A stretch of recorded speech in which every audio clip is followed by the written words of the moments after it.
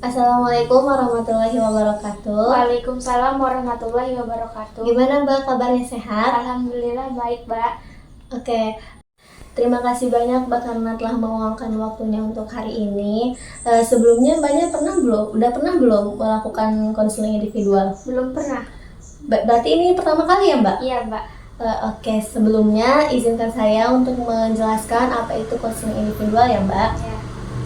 Konseling individual adalah suatu kegiatan yang dilakukan oleh konselor dan konseli, yang dimana itu konselor sebagai saya dan konseli sebagai Mbak. Nah, yang dimana konseling individual ini bukan hanya tentang curhat-curhatan saja ya Mbak, melainkan kita akan menyelesaikan apa itu masalah Mbak pribadi. Nah, di dalam konseling individual ini ada beberapa azas yang harus Mbak dan saya taati bersama agar persepsi kita berjalan dengan baik. Azas yang pertama yaitu azas kerahasiaan. Saya sudah disumpah bahwa saya tidak boleh menceritakan apapun yang Mbak katakan, karena itu sifatnya rahasia. Dan saya juga sudah disumpah untuk tidak menceritakan kepada siapapun. Kemudian azas yang kedua adalah azas kesukarelaan. Saya sudah sukarela untuk menolong Mbak dan mempendidikan Mbak. Apakah Mbak sudah sukarela kepada saya? Ya, sukarela. Terima kasih Mbak. Kemudian azas yang ketiga ada azas keterbukaan. Jika Mbak sudah percaya kepada saya dan sukarela kepada saya harap Mbak terbuka. Ceritakan apapun itu yang menjanggal, yang membuat Mbak rasa harus diceritakan kepada saya. Karena kalau misalkan Mbak tidak terbuka, maka akan sulit bagi Mbak dan saya untuk mencari jalan keluarnya. Kemudian ada azas kekinian. Azas kekinian itu adalah azas yang dimana yang akan kita ceritakan hari ini, akan kita selesaikan masalah ini adalah masalah kekinian, yang dimana kita akan mencari jalannya bersama-sama. Kemudian ada azas keputusan berada di tangan klien. Jadi saya tidak akan memaksakan Mbak harus bagaimana, tetapi itu di diri Mbak, yang dimana nanti Mbak akan membantu diri Mbak sendiri dan saya hanya cukup tahu saja. Dari sini ada yang ingin tanyakan Mbak? Enggak. Cukup? Cukup jelas, Mbak. Oke, jika sudah cukup jelas, demi kelancaran kegiatan konseling individual kita kali ini, mari kita mengucapkan sama-sama Al-Basmalah. Baik Mbak, silahkan ceritakan apa masalahnya. Saya merasa cukup tertekan, Mbak. Saat ini saya adalah mahasiswa semester akhir, sedang mengerjakan skripsi. Tapi di sisi lain, saya juga menjabat sebagai sekretaris pesantren. Tanggung jawabnya cukup besar dan sering kali membuat saya kewalahan. Apa saja yang membuat Mbak tertekan? Sebagai sekretaris pesantren, saya bertanggung jawab mengurus administrasi, surat menyurat, laporan kegiatan, dan santri hingga koordinasi dengan pengurus lainnya. Hampir setiap hari ada saja hal yang harus dikerjakan. Sementara itu, skripsi saya sering tertunda karena waktu dan energi saya banyak tersita untuk pesantren. Mbak merasakan adanya konflik antara peran Mbak sebagai sekretaris pondok dan sebagai mahasiswa akhir. Jadi begitu ya Mbak? Iya, saya merasa seperti memikul dua tanggung jawab besar sekaligus. Kalau saya fokus ke skripsi, saya bisa merasa bersalah kepada pesantren. Tapi kalau saya fokus ke pesantren, skripsi saya juga terbengkalai. Permasalahan itu muncul dari mana Mbak? Karena saya merasa dipercaya oleh pengasuh pesantren, saya takut dianggap tidak amanah jika saya mengurangi peran saya sebagai sekretaris. Apalagi pesantren ini adalah seperti rumah kedua bagi saya. Saya menangkap bahwa pesantren adalah tempat bekerja, tetapi juga sebagai tempat pengabdian. Iya, Mbak. Bagaimana dampak kondisi ini terhadap Mbak secara fisik maupun emosional? Secara fisik, saya sering merasa lelah dan kurang tidur. Secara emosional, saya mudah cemas dan kadang merasa tidak berdaya. Saya takut tidak bisa menyelesaikan skripsi tepat waktu, tapi juga takut mengecewakan pihak pesantren. Jika perasaan cemas itu muncul, apa yang biasanya Mbak lakukan? Biasanya saya memendamnya sendiri, Mbak. Saya jarang bercerita karena merasa ini adalah konsekuensi dari pilihan saya sendiri. Memendam perasaan itu cukup berat ya Mbak, karena satu sisi lain Mbak juga harus bertanggung jawab pada pesantren dan bertanggung jawab juga skripsi studi Mbak. Yang saya lihat Mbak itu adalah orang yang bertanggung jawab atas pihak pesantren dan juga pada diri Mbak sendiri. Iya, Mbak, tapi saya juga gimana ya itu? Jika kondisi ini terus berlanjut, apa yang mungkin terjadi pada studi dan peran Mbak sebagai di pesantren? Saya takut keduanya justru tidak berjalan maksimal. Saya bisa kelelahan dan akhirnya tidak optimal di dua-duanya. Selain itu, apakah Mbak pernah memikirkan hal sesuatu yang dimana Mbak tuh berpikir ini udah batas kemampuanku loh gitu? Biasanya ketika ada di dalam laporan pesantren bersamaan dengan target revisi skripsi, saya merasa bingung harus mendahulukan yang mana. Pada situasi tersebut, apa yang Mbak pikirkan? Saya langsung berpikir, kalau saya fokus ke skripsi, berarti saya tidak amanah sebagai sekretaris pesantren. Baik, itu yang ada pada dalam CBT yang disebut dengan pikiran otomatis. Nah, sekarang jika pikiran tersebut muncul, apa yang Mbak rasakan gitu? Saya merasa cemas, bersalah, dan takut mengecewakan pengurus pesantren. Mari kita hubungkan bersama ya Mbak, antara Mbak berpikir saya tidak amanah dan juga Mbak berpikir kalau misalkan ini adalah rasa cemas Mbak. Jika tersebut muncul, apa yang biasanya Mbak lakukan? Saya memaksakan diri menyelesaikan tugas pesantren terlebih dahulu, walaupun badan sudah lelah dan skripsi saya tertunda. Dampak tersebut apa yang Mbak rasakan? Saya jadi kelelahan, kurang tidur, dan semakin stres karena skripsi tidak kunjung selesai. Dari sini kita melihat bahwa beban pikiran Mbak tersebut sangat mempengaruhi perasaan Mbak. Menurut Mbak, apakah pikiran kalau fokus di skripsi itu akan menjadi tidak amanah? Begitu, Mbak? Kalau dipikir lagi, mungkin tidak sepenuhnya benar, Mbak. Pikiran tersebut cenderung mengandung distorsi kognitif, yaitu pola pikir yang kurang realistis ya Mbak. Dalam hal ini terlihat adanya pemikiran hitam putih, seolah-olah hanya punya dan pilihan amanah atau tidak sama sekali. Iya Mbak, saya merasa kalau tidak maksimal di pesantren berarti saya gagal. Padahal seseorang masih bisa bertanggung jawab ya Mbak, tanpa harus mengutamakan kesehatan juga dan masa depan akademiknya. Apakah Mbak setuju? Ya Mbak. Coba kita mengganti pikiran otomatis tersebut dengan yang lebih realistis.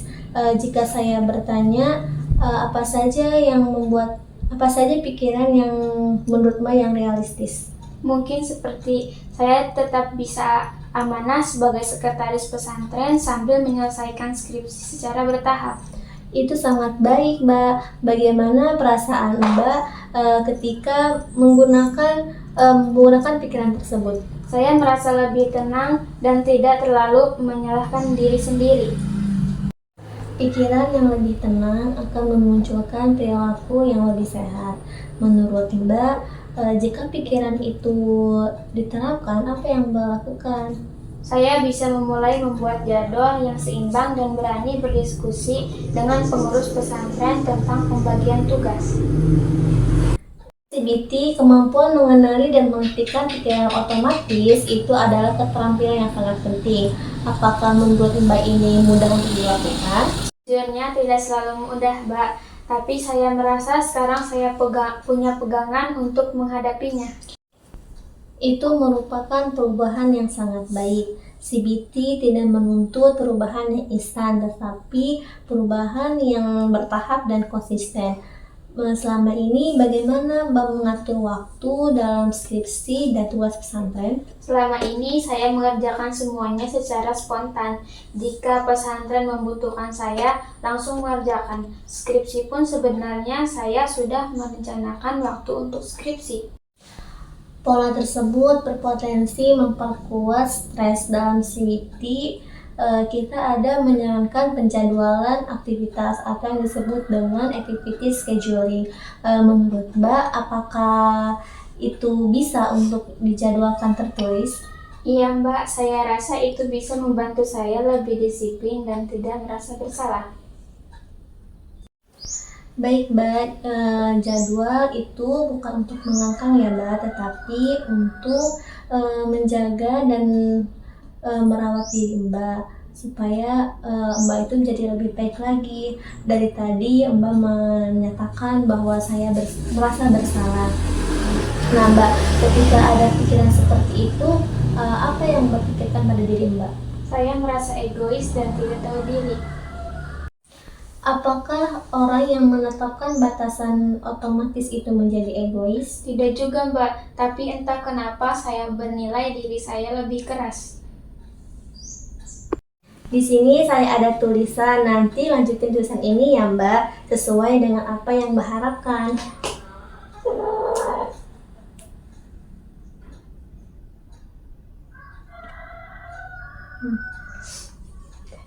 Terima kasih ya Mbak. Ya. Wah, kalimat ini sangat baik. Pernyataan diri sendiri ini dapat digunakan sebagai self-assessment ya Mbak. Ya, saya merasa lebih percaya diri saat mengucapkannya. Bagian dari CBT, saya akan memberikan tugas ringan kepada Mbak selama 1 minggu ke depan ya Mbak. Ini mohon tolong dibaca ya Mbak.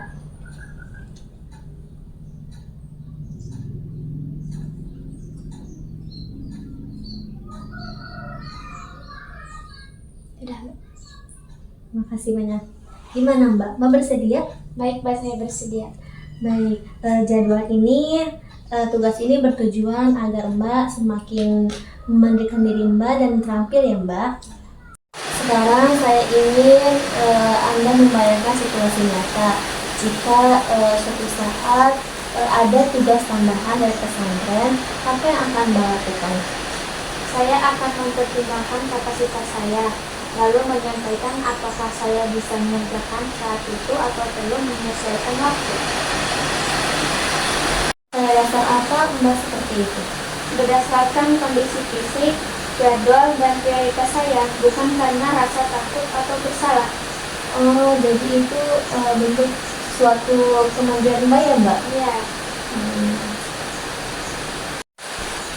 Pada tahap ini saya akan memberikan pengarahan bahwa konseling individual ini tidak bergantung kepada saya ya Mbak, karena saya sifatnya hanya membantu Mbak, dan Mbak bisa memandirikan diri Mbak sendiri. Jadi kita bisa berjalan dengan baik, kemudian Mbak juga bisa memandirikan diri Mbak agar Mbak juga lebih berprasangka positif, berpikir lebih realistis lagi ya Mbak. Ya.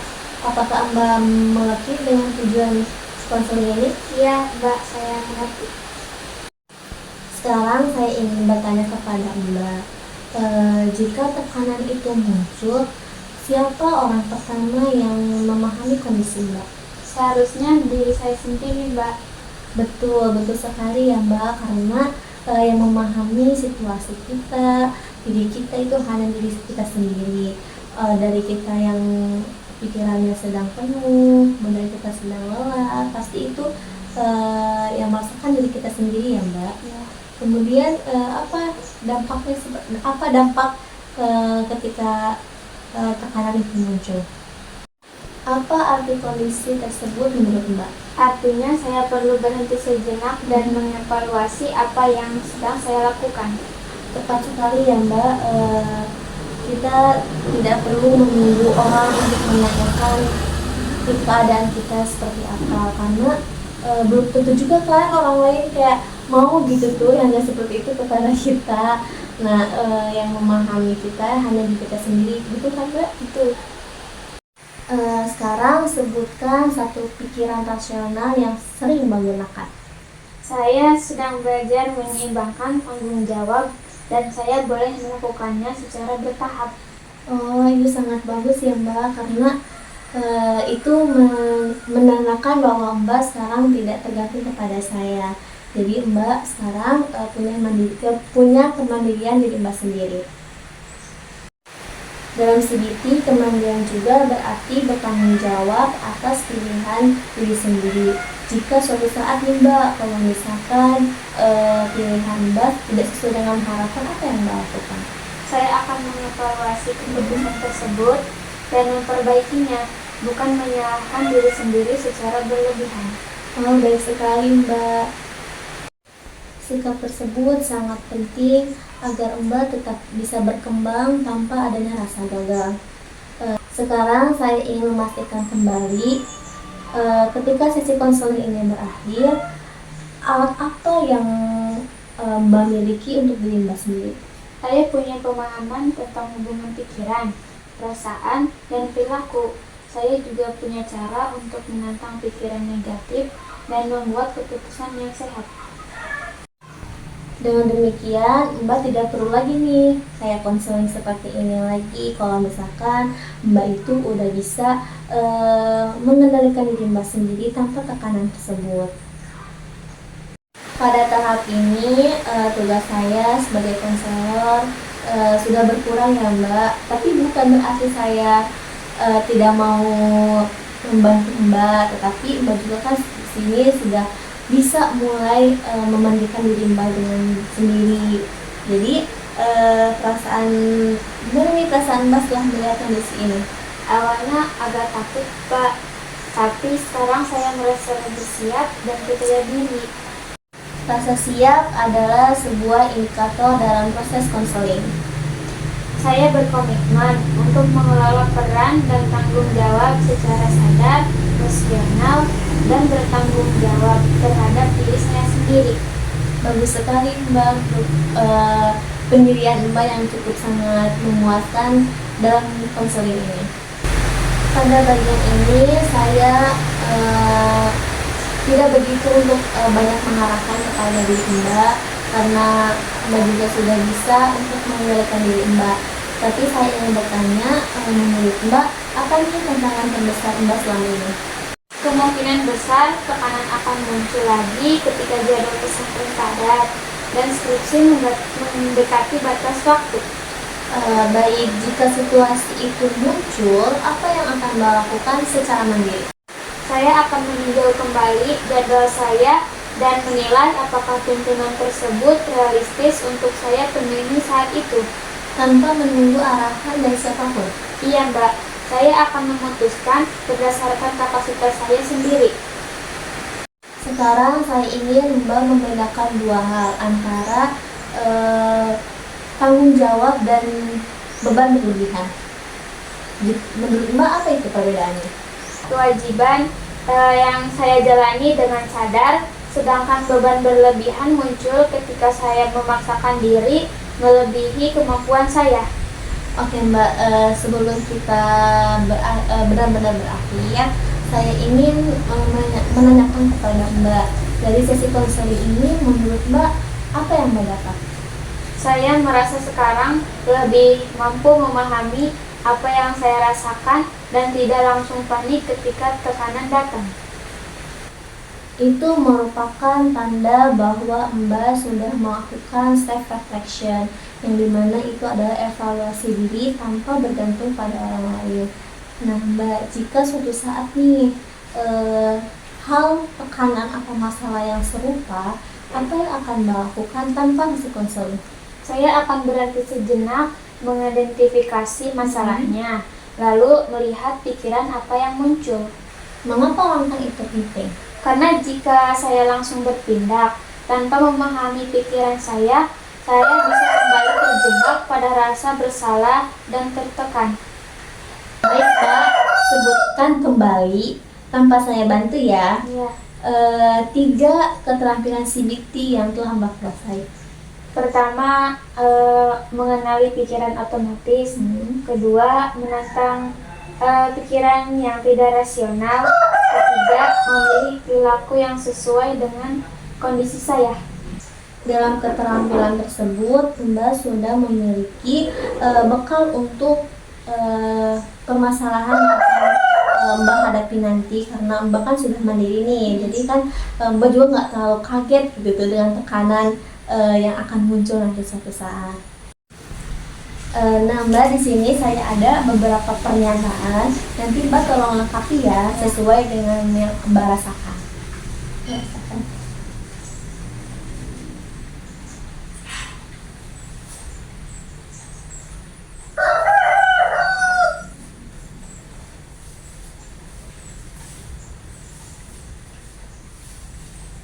Sudah, Mbak? Ya. Lah. Oke, baik. Terima kasih banyak ya, Ya. Mbak. Pernyataan ini mencerminkan dewasa yang sungguh matang ya, Mbak, Ya. bahwa Mbak sudah menunjukkan bisa mengendalikan diri Mbak sendiri. Jika suatu saat Mbak gagal atau tidak sesuai dengan ekspektasi, baik dari pesantren ataupun dari diri sendiri, bagaimana Mbak menyikapinya? Saya akan mengevaluasi apa yang bisa diperbaiki, bukan langsung menyalahkan diri saya sebagai orang yang tidak mampu. Sikap tersebut menunjukkan bahwa sikap yang sangat sehat ya, Mbak. Sekarang saya ingin menanyakan langsung kepada diri Mbak, siapa yang paling berhak mengetahui batas kemampuan diri Mbak? Saya sendiri, Mbak. Nah, itu adalah jawaban yang paling utama, yang mana kita juga mengetahui siapa sih yang mengetahui batas kemampuan kita kalau bukan diri kita sendiri. Dan Mbak udah bisa menjawab itu dan udah mulai terkontrol dan mulai tertata rapi. Dan semoga saja tekanan ini tidak muncul lagi ya, Mbak. Salah satu ciri individu yang mandiri adalah dia yang mampu mengetahui batas kemampuannya. Nah, sekarang saya ingin menanyakan kepada Mbak, sebutkan alasan utama mengapa Mbak masih tetap untuk menjadi sekretaris pesantren dan mahasiswa. Karena saya ingin berkedimah dan sadar, bukan karena terpaksa atau takut. Sekarang mari kita bahas kontrol diri. Jika suatu saat Mbak merasa sangat lelah, pikiran Mbak penuh, tetapi ada tuntutan dari pesantren, bagaimana Mbak akan mengelola diri Mbak sendiri? Saya akan menilai kapasitas saya secara jujur dan menentukan apakah saya bisa mengerjakan tugas tersebut sekarang atau perlu menundanya. Apa yang membedakan keputusan itu dengan keputusan sebelum konseling? Sekarang keputusan saya didasarkan pada pertimbangan rasional, bukan semata-mata rasa takut dianggap tidak bertanggung jawab. Dalam kehidupan, setiap keputusan pasti selalu ada saja konsekuensinya. Jika Mbak sudah mempertimbangkan segala halnya, namun konsekuensi tersebut tidak kurang menyenangkan pada diri Mbak, apa yang Mbak akan lakukan? Saya akan menerima konsekuensi tersebut sebagai bagian dari proses belajar, bukan sebagai bukti bahwa saya gagal. Sikap tersebut sangat penting untuk kemandirian diri Mbak sendiri ya, Mbak. Pada sesi evaluasi lanjutan ini, saya ingin meninjau konsistensi perubahan Mbak. Selama beberapa minggu ini, apa saja yang merasa Mbak itu sudah berubah dengan stabil? Secara umum stabil, Mbak, meskipun ada hari-hari tertentu di mana tekanan kembali meningkat. Itu sungguh hal yang wajar ya Mbak. Dalam CBT, tujuan kita bukan hanya menghilangkan tekanan, tetapi meningkatkan kemampuan mengelolanya seperti apa. Kemudian apa yang Mbak lakukan dalam tekanan tersebut? Saya mencoba kembali ke jadwal dan mengecek pikiran saya sebelum bereaksi. Baik Mbak, itu menunjukkan bahwa strategi yang cukup konsisten ya Mbak. Sisi perilaku, eh, perubahan apa yang Mbak rasakan? Saya mulai membuat jadwal tertulis dan lebih berani mengomunikasikan kondisi saya kepada pengurus pesantren. Bagaimana pihak pesantren menanggapinya? Alhamdulillah cukup positif. Mereka bisa memahami dan membantu membagi tugas. Itu merupakan bukti nyata bahwa perilaku baru yang Mbak tanamkan itu, yang terapkan itu berdampak sangat positif. Kira-kira apakah masih ada yang perlu diperbaiki? Saya masih kadang ragu dengan keputusan saya sendiri dan takut salah mengambil langkah. Keraguan tersebut wajar ya Mbak, yang penting Mbak sudah bisa mewakili dan mengevaluasi diri Mbak sendiri. Nah Mbak, untuk itu mari kita mengevaluasi pertemuan konseling kali ini. Jika suatu saat nih Mbak, kalau misalkan dari pihak pesantren nih kayak ngomong, kamu ada tugas tambahan nih, apa yang akan Mbak lakukan? Saya lebih memikirkannya lagi. Bagaimana Mbak pola pikir Mbak saat ini? Saya merasa senang sekali. Sekarang lebih mampu mengenali pikiran negatif dan tidak langsung mempercayainya begitu saja. Pernah nggak sih Mbak kayak misalkan sering muncul lagi nih dalam pikiran Mbak, seperti saya harus siap untuk melakukan tugas pesantren atau saya tidak amanah? Pikiran itu masih muncul sekali, tapi tidak sekuat dulu dan lebih mudah saya kendalikan. Itu menunjukkan pikiran yang sangat realistis ya Mbak. Itu juga sudah mampu mengendalikan diri Mbak untuk lebih berpikir lagi, walaupun nanti misalkan suatu saat muncul lagi pikiran saat seperti itu, Mbak juga tidak kaget gitu. Baik Mbak, sekarang kita ke sisi emosi. Nah Mbak, bagaimana tingkat kecemasan dan rasa bersalah Mbak? Apa yang Mbak rasakan hari ini? Kecemasan saya berkurang, saya masih bisa merasa bersalah kadang-kadang, tapi sekarang saya bisa memahaminya dan tidak larut terlalu lama. Baik Mbak, artinya emosi Mbak udah mulai stabil ya Mbak. Sekarang kita fokus pada pencegahan kepanikan. Menurut Mbak, tanda awal apa yang harus Mbak waspadai? Biasanya ketika saya mulai mengabaikan waktu istirahat dan merasa harus menyenangkan semua orang. Oke, baik Mbak. Itu termasuk kesadaran yang sangat menurut saya sangat bagus sih Mbak, karena Mbak kan sekarang udah mulai menyadari nih kalau misalkan Mbak itu kalau misalkan lelah, terus capek, butuh istirahat, tidak bisa untuk menanggulangi tugas pesantren ataupun tugas skripsi Mbak juga.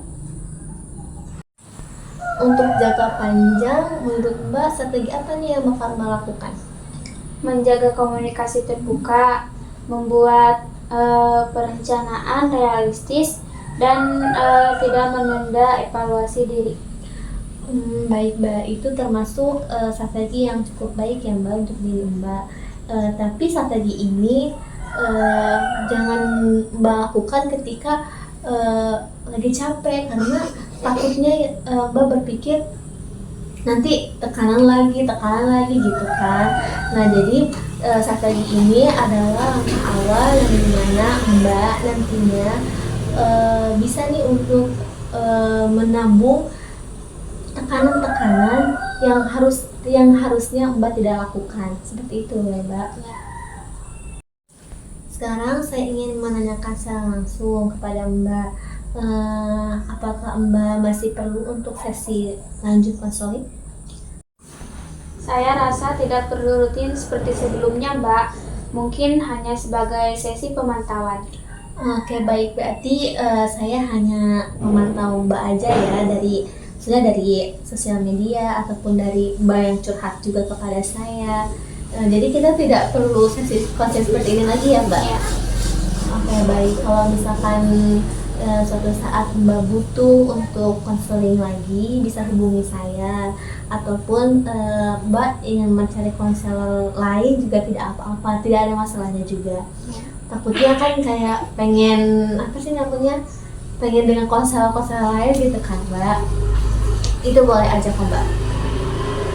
Setelah melaksanakan konseling individual ini, apa yang Mbak rasakan? Saya merasa jauh lebih paham tentang diri saya sendiri. Masalahnya belum selesai sepenuhnya, tapi saya tidak lagi merasa sendirian dan buntu. Itu adalah tujuan utama konseling, perubahan menjadi pemahaman. Terima kasih banyak Mbak sudah berkomitmen dan terbuka kepada saya untuk menceritakan masalah Mbak ya Mbak. Ya, Mbak. Baik, terima kasih banyak saya ucapkan kepada Mbak sudah bercerita selama sesi konseling ini. Sebelumnya saya minta maaf jika saya banyak salahnya untuk bertutur kata ya Mbak. Terima kasih banyak ya Mbak untuk waktunya hari ini. Semoga Mbak bisa membantu diri Mbak dan masalah ini juga segera selesai. Untuk pertemuan selanjutnya nanti kita rencanakan kembali ya Mbak. Oke, Mbak.